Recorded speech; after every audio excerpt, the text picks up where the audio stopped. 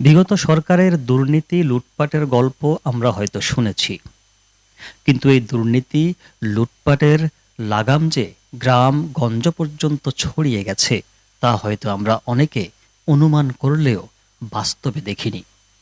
ফেনী জেলার দাগনভূঞা উপজেলার ৭ নং মাতুভূঞা ইউনিয়নে আশরাফপুর এবং মোমারিজপুর গ্রামের মানুষদের মধ্যে সংযোগ স্থাপনের জন্য ২০২৩-২৪ অর্থবছরে ফেনী ছোট নদীর উপর নির্মাণ করা হয়েছে এই রাস্তাবিহীন সেতু। সেতু নির্মাণের ১ বছর পার হলেও এ পর্যন্ত দুপাশে সংযোগ সড়ক দেওয়ার কোনো নামগন্ধ নেই। স্থানীয় সরকার প্রকৌশলী অধিদপ্তরের দাগনভূঞা উপজেলা কর্মকর্তা এবং ঠিকাদার মেসার সালেহ আহমদ অ্যান্ড সন্স হয়তো ভুলেই গিয়েছেন সেতু করলে সেখানে সেতুতে ওঠার জন্য রাস্তার প্রয়োজন হয়।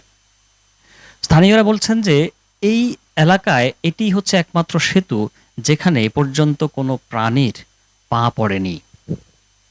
তারা বলছেন মূলত লুটপাট করতেই ২০ ফুট উচ্চতায় সেতুটি নির্মাণ করা হয়েছে। দায়সারা কাজ করে ঠিকাদারি প্রতিষ্ঠান বরাদ্দের সম্পূর্ণ টাকা নিয়ে চলে গেছে। স্থানীয় লোকজন জানান, সেতু নির্মাণ হওয়ার খবরে আমরা অনেক খুশি হয়েছিলাম, কিন্তু ১ বছর পেরিয়ে গেলেও এর দুপাশে রাস্তা নির্মাণ হয়নি। এতে সেতুটি আমাদের কোনো কাজেই লাগছে না, বরং পাশের কাঠের সেতু দিয়ে চলাচলের সময় অনেক দুর্ঘটনা ঘটে। এলাকাবাসী আরও বলেন, উন্নয়ন করতে গিয়ে আমাদের আরও ক্ষতি হয়েছে। এরই মধ্যেই নদী ভাঙনে আমাদের অনেক পরিবার নিঃস্ব হয়ে গেছে। এরপরও যদি সেতুর দুপাশে সংযোগ সড়ক থাকতো তাহলে পায়ে হেঁটে চলাচল করা যেত, কিন্তু রাস্তা নির্মাণ না হওয়ায় এখন আমাদের দুর্ভোগ পোহাতে হচ্ছে প্রতিনিয়ত। ৮ কোটি টাকা ব্যয়ে রাস্তাবিহীন সেতু সম্পর্কে দাগনভূঞা উপজেলা প্রকৌশলী মোহাম্মদ মাসুম বিল্লাহ বলেন, পর্যাপ্ত জায়গা না থাকার কারণে সেতুর সংযোগ সড়ক নির্মাণ করা সম্ভব হয়নি। জায়গার মালিকদের সঙ্গে আলোচনা চলছে, রাস্তা নির্মাণের জন্য দ্রুতই পদক্ষেপ নেওয়া হবে।